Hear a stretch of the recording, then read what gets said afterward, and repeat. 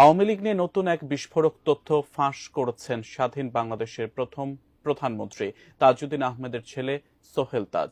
ফেসবুকে নিজের ভেরিফাইড পেজে একটি পোস্টের মাধ্যমে বিষয়টি জানান তিনি, যা রীতিমতো তোলপাড় সৃষ্টি করেছে সামাজিক যোগাযোগ মাধ্যমে।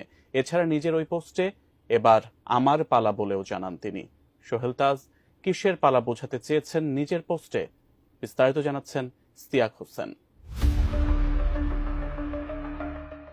রাজধানীর ব্যস্ততম বাণিজ্যিক এলাকা মতিঝিল। এই মতিঝিলেই ২০১৩ সালের ৫ মে নেমে এসেছিল ভীতিকর এক পরিবেশ।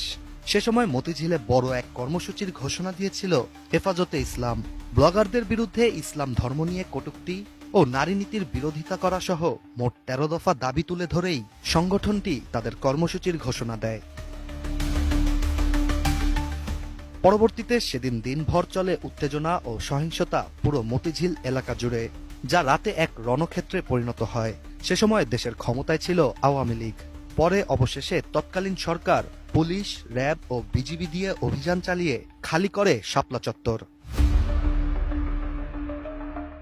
এতদিন শাপলা চত্বরের সেই ঘটনাকে কেন্দ্র করে ওই আমলের জনপ্রশাসন মন্ত্রী সৈয়দ আশরাফের সংশ্লিষ্টতা রয়েছে বলে দোষারোপ করা হয়। কিন্তু এবার সেই শাপলা চত্বর কাণ্ডে সৈয়দ আশরাফের সংশ্লিষ্টতা নিয়েই মুখ খুলেছেন তাজউদ্দিন পুত্র সোহেল তাজ। সোহেল তাজ নিজের ভেরিফাইড ফেসবুক পেজের একটি পোস্টে শাপলা চত্বরের সেই ঘটনাকে উদ্দেশ্য করে লিখেন, আপনারা যারা আশরাফ ভাইকে শাপলা চত্বর নিয়ে দোষারোপ করেছেন তা সঠিক না। তিনি হয়তো কিছু কথা বলে থাকতে পারেন, কিন্তু সব সিদ্ধান্ত আসতো একেবারে উপর থেকে।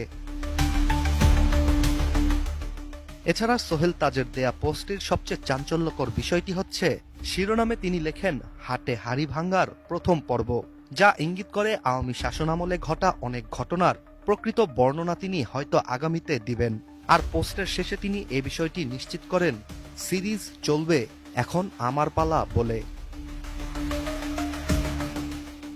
আওয়ামী লীগ সরকার পতনের পর থেকেই সোহেল তাজ বেশ আলোচনায়। এছাড়া হঠাৎই নিজের বাগদানের খবর প্রকাশ করে বর্তমানে তিনি টক অফ দ্য টাউন।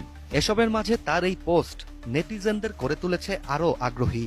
এখন অপেক্ষা আগামীতে আরও কি বিস্ফোরক তথ্য ফাঁস করেন তিনি।